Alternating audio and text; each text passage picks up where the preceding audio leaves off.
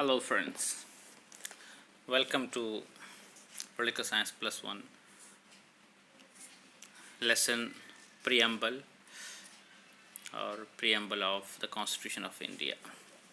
This lecture is in English medium for the English medium student, and Preamble we will discuss in detail. What is Preamble? First of all, you should know Preamble, about the Preamble. What is it? Right?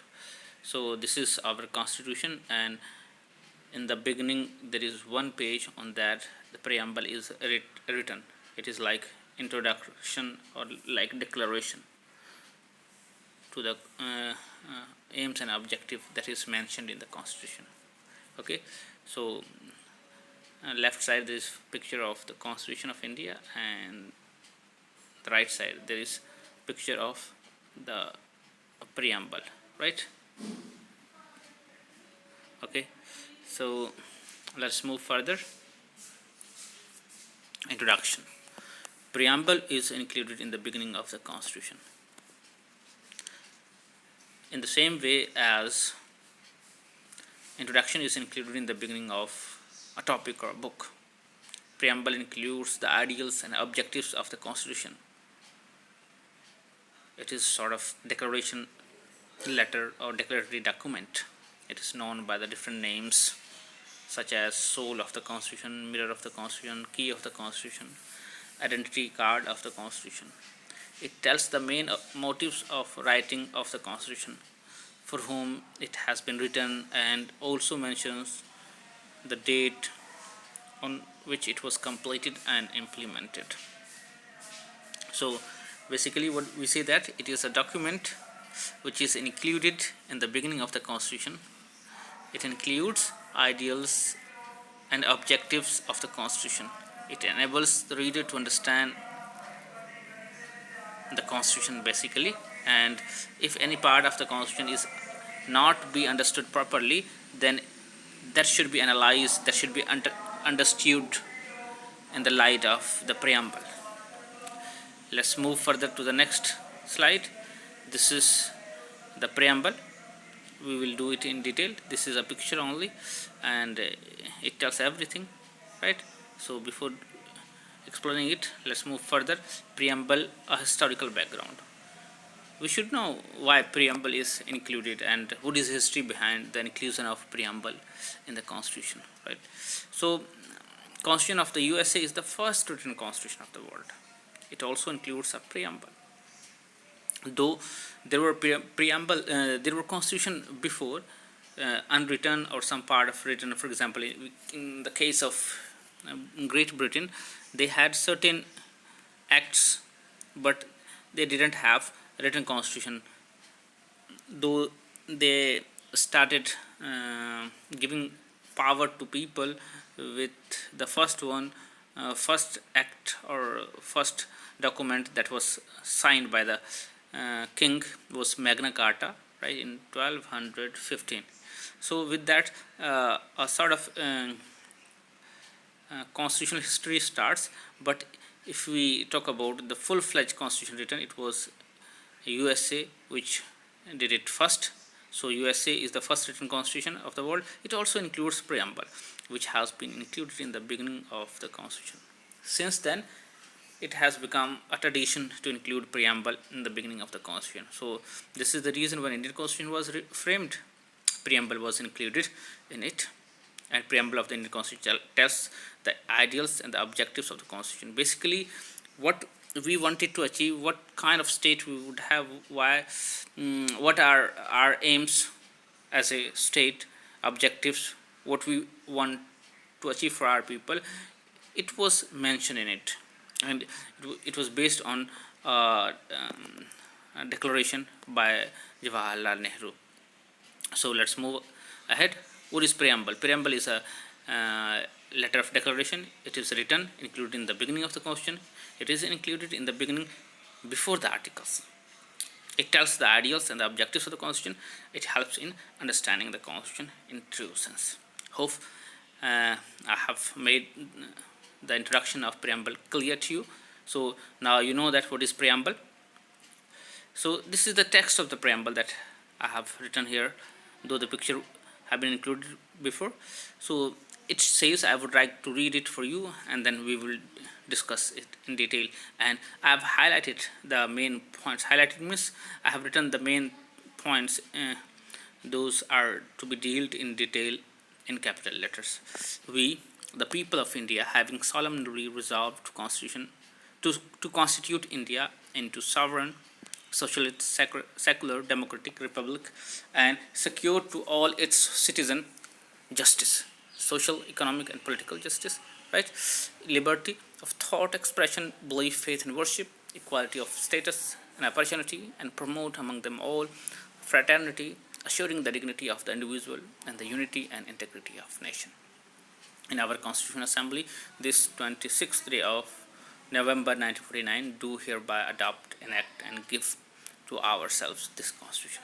So basically, it tells aims and objectives of the Constitution, also the day of adoption and enactment along with that, right? So let us do it in details. Let us see. This is also the preamble, right? And I have noted certain important points from the preamble, main words. These are the main words: sovereignty, socialist, secular, democratic, republic, justice, liberty, equality, and fraternity. You should know the meaning of all these words separately, so that it would be easy for you to understand the preamble clearly. So the first word is sovereign. Um, sovereign means above all. And in India, we the people of India are sovereign. जे पंजाबी मतलब कढ़िए तो प्रभुसत्ता संपन्न होंदा means nobody is above, and India is a sovereign country, and people are here basically. People wield those sovereign power externally as well as internally. Nobody control us. We are governed by law, right? So law, there is a rule of law in our country. Socialist means it tells about the social welfare, right? Where the state control all things, and state and the government work for the welfare of the people. It is about socialist. Secular means where the state doesn't have any religion, people are free to follow their own religion, and the state doesn't participate in those religious activities, or doesn't support any religion. In fact, this is secular. Democratic means the kind of rule where people are rule of the people, basically. Democracy means rule of the people. Demos means people, cracy means to rule. A republic where head of the government is directly or indirectly chosen by the people. In our case, we are republic. Our head of the state, president, is chosen by people indirectly. If we talk about England is also a democratic country, but it is not a republic. They have monarchy, king or queen as a head of the state. Justice means insaf, right? So here in our preamble, we have included social justice, economic justice, and political justice. All kind of justice means nobody would be discriminated on any ground: social ground, economic ground, or political ground. Liberty means आज़ादी. Liberty, what kind of liberty? Liberty of thought, सोचने की आज़ादी, expression, विचार प्रकट करने की, and belief, faith, and worship, विश्वास रखने की, यकीन की, और धर्म, मजहब की, right? So we have all kind of liberty. Then equality of status, of opportunity, and promote among them all. Means here equality means barabarta. We all are equal, and we all have same opportunity to be on any post in country and to do whatever we want to do. There is no discrimination made on this ground. Fraternity means bhratri bhav, means we all are brother to one another, and there is, we all have dignity. Nobody is above anyone. So it ends even those discriminations that we have faced for the centuries in our country. So these are 1, 2, 3, 4, 5, 6, 7, 8, 9 words. Those have been included in the Constitution of India. Preamble of the Constitution, right? So we the people of India, having solemnly resolved to constitute India into sovereign. So first of all, then socialist, secular, and the democratic republic. This way, justice, liberty, equality, fraternity, all these words have been included. So these were explanation of these or important words from the preamble. If you feel anything that you didn't get from these words, or you need more explanation, just comment, then I'll answer you. Let's move to the next point. From reading the preamble, we come to the certain conclusion, and we draw that our preamble of the Constitution have certain features, and those features are: number one feature is source of Indian Constitution. Who is the source of the power for the Constitution, right? And the state, nature of state. What is the nature of our state, and the objective? What objective we want to achieve? Aim and objectives of our state. What are, and the date of adoption of the Constitution. So these things preamble shows. Let us do it in detail. First of all, authority or source of power. In fact, power of the Indian Constitution. We, the people of India, are the source of authority or the power, actually. So, in whose name has this been adopted and enacted? This Constitution has been adopted and enacted. It is in the name of the people of the country, right? So, what it shows, that sovereignty, ultimate power lies with the people. Nobody is, and we are not governed, or we are not slave to anyone, right? Internally or externally, we have right to decide what we want to do. Framers of the Constitution were the representative of the people. As you know that they were chosen, though not on the basis of adult franchise, but they were the representative of different parties, political parties, Congress, Muslim League, and others also. So they were framers of the Constitution were representative of the people. They themselves were not sent there. The will of the people is the basis of the Constitution, basically. How it is, we'll do it furthermore, and I'll come to know. So it has been criticized that the source of authority are not people. Let us discuss that criticism. Members of the Constituent Assembly were not elected on the basis of franchise. That I told you already. And the Constitution was not approved by the people through referendum. The referendum means Janmat Sangrah, and it is sort of method. Referendum is procedure whereby proposed legislation or the legislation made is referred to the electorate for settlement by their direct votes. Means referendum है कि जो बनया कानून है या जो बनने वाला है वो लोगों तक भेजा जाता है उन्हें दामत होते लैन ली. It has not been done if we talk about the Constitution of India. So plebiscite is also Janmat Sangrah, right? So plebiscite is method of obtaining the opinion, right? We move further here. Plebiscite and referendum has been explained. You need to know this much only in this. If you want to read, you can read it in detail, right? Otherwise, it is not the part of our syllabus, though.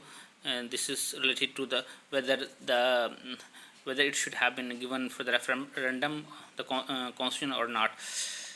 As we talk about the source of authority, people, right? So evaluation, if you talk about the source of constitutional authority or power are the people, if you evaluate it, we come to know that those criticisms are not valid because the circumstances under which we made our constitution were not basically favorable to us, but still we made it. And if you talk about the people, those who made those constitution, most of them became the part of Lok Sabha election, right? They won 1952 elections, first general elections, right, which were held on the basis of universal franchise, right? So almost all members of the Constituent Assembly were selected in this Lok Sabha. That was 1952, right? So people never asked for the referendum. Also, is one of the point that saves this criticism, and this proves that people have faith in the Constitution. This also proves that people have faith in the Constitution, and that is why they have never asked for the referendum. Moving to the next point, the nature of the state. What kind of nature of Indian state has? So we, the people of India, having solemnly resolved to constitute India into a sovereign. So nature is sovereign, socialist, secular, democratic republic. So let us discuss these points one by one. India is a sovereign state. It means India is totally free from internal as well as external control. Nobody controls India except the people. People through its representative control the country and the state machinery. Right. Next point is India is a socialist state. This point was added socialist point added by 44th Amendment in 1976. It means establishment of society which is free from exploitation. Nobody will exploit other. There is no unequal distribution of wealth, and right. So India is a socialist country. Socialist country where government does most of the welfare work for the people of the country. Next is sovereign. India is a secular state. So anybody wants to know about this sovereign and democratic republic, you can go through this point in detail. India is a secular state. This point was also added by 44th Amendment through. In fact, 42nd Amendment is right. I probably wrote it wrong. It is 42nd Amendment 1976. By miss, it has been written wrong. So you can correct it. So it was secular state. India is a secular state, and the term was not added. It was already a secular state. If you talk about our fundamental rights under Article 25 to 28, religious freedom have been given to the people. People belong to different religions are free to establish, manage religious institution. Nobody can stop them. Even government will not stop them, because we have been given right under this fundamental right and religious freedom. Right. So religious education is property in the government or institution, and state cannot impose taxes in the name of religion also. So people are free. Right. Democracy. So India is a democratic state. It means power, authority, sovereignty is not vested in the hands of single individual or group. It is vested in the hands of the people at large. The source of authority is basically power. People. Source of authority or power is basically people. People by election choose their representative, and if the government doesn't work properly, they can remove them in the next election. So people, by electing responsible representative on the basis of universal franchise, control the activities of the state. Independent judiciary is there. Free, independent, impartial elections are held for the same. So fundamental rights from part 33, article 12 to 35 have been given for this purpose.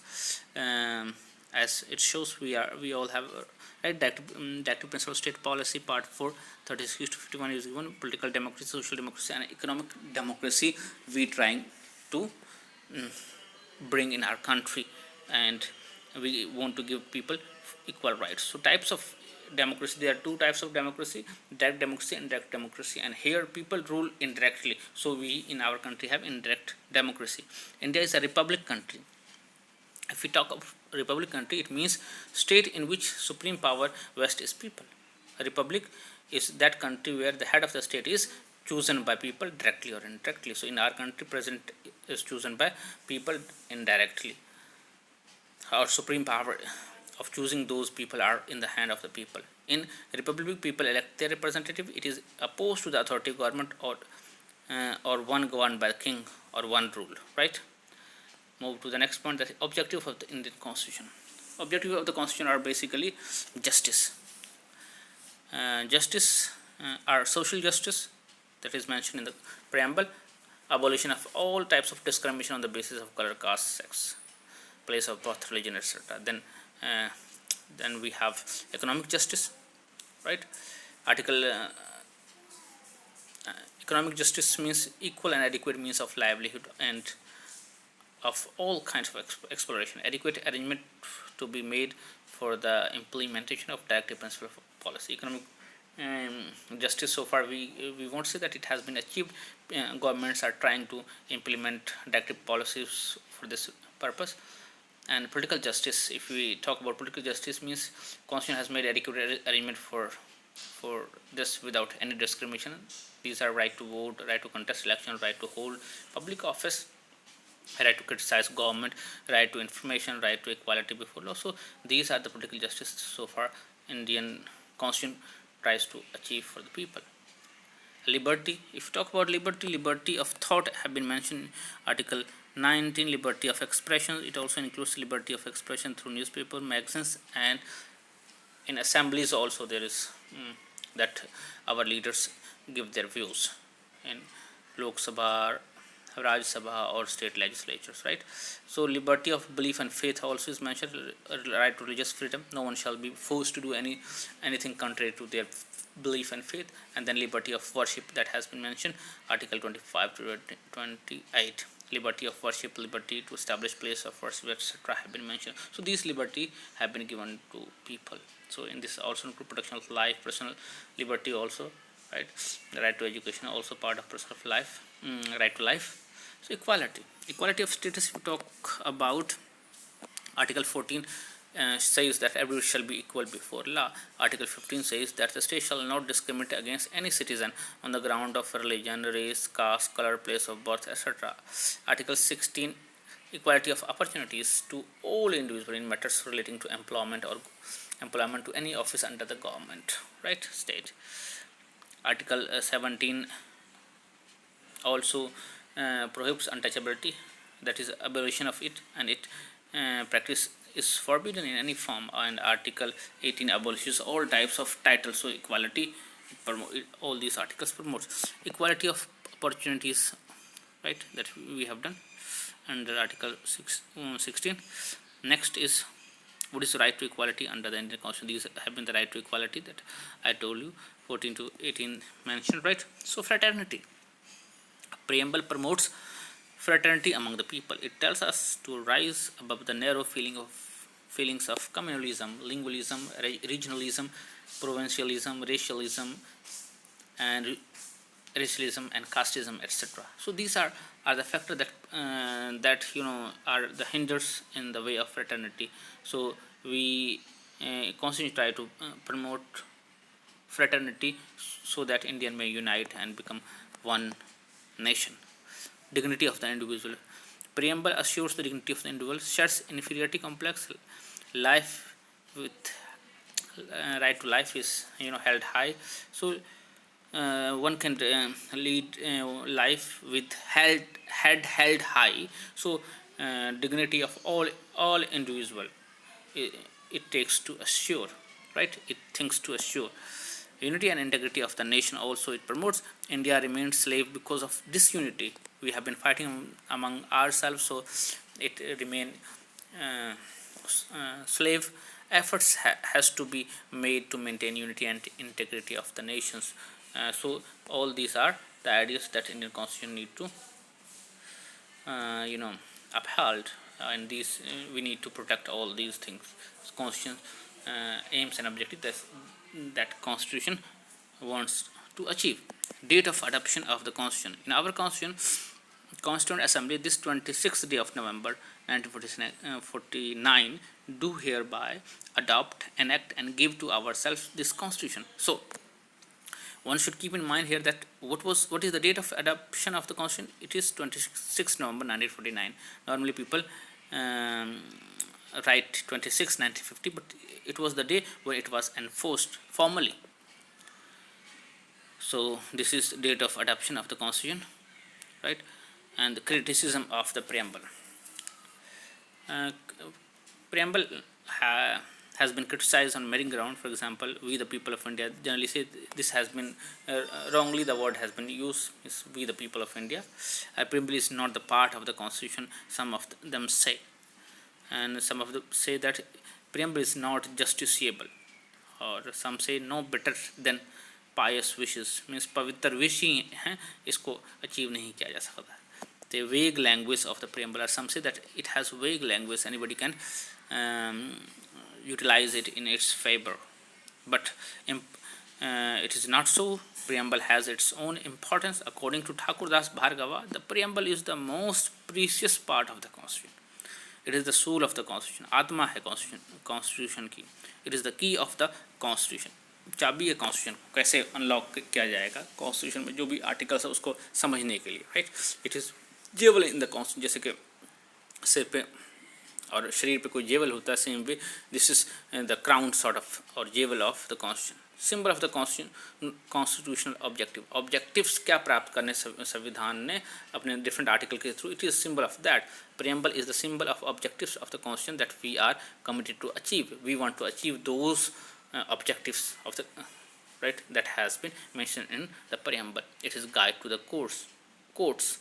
There is no legal force behind the preamble, yet we have to accept that these are the guides to the courts. While giving decision, courts take these beautiful words, these golden words of the preamble into consideration. So, significance of the constitution, the key to the constitution. According to J.C. Johuri, preamble is the key to the constitution, guidelines for the government, and yardstick to evaluate the work of the governments. So these are the points, and all the articles that are there in the constitution, they are 395 and 22 parts of the constitution have to be measured with the yardsticks of the preamble, right? Because these expresses the aims and objectives of the whole constitution. If any part doesn't match to, doesn't cater to these aims and objectives, this means those part are not going to be, the basically the part of the basic structure of the constitution. Provision which stand the test of the preamble are good. Provision which does not stand the test of the preamble are not good and should be taken worthless. It means it is clear that even part of the constitution which doesn't stand the test of the preamble are not good and should not be taken as worthful. So preamble is not only empty promises. Some of them says that preamble is only empty promises, fundamental rights and active principles of state policy. Witness prove that these have not been achieved so far. So preamble so far some of them say, but we have seen that there are certain changes made through which people have been given rights, and even some of the active principles are implemented, and for example right to education have been included in fundamental rights. So slowly and gradually we will see that these aims and objectives of the constitution will be achieved. Preamble is the crown of the constitution. In a nutshell, we can say that though the preamble is not the part of the constitution, it is still the crown of the constitution. Crown is not the part of the body of the king, still is worn on the head and is more important than the king himself, as the crown is the symbol of the objective, symbol of the power, symbol of authority, symbol of faith, and the ideals that is to be achieved. So same way we can say that preamble is the crown of the constitution. So this lecture was in short. I hope you would like this. Thank you. Best of luck. And here one request is that do share it with your friends. And yes, my dear friends, you must write all the points and try to explain those points in your words, and do comments if anything you didn't understand, so that I may try to improve it, make it better for you. Thank you. God bless you. Take care. Bye bye.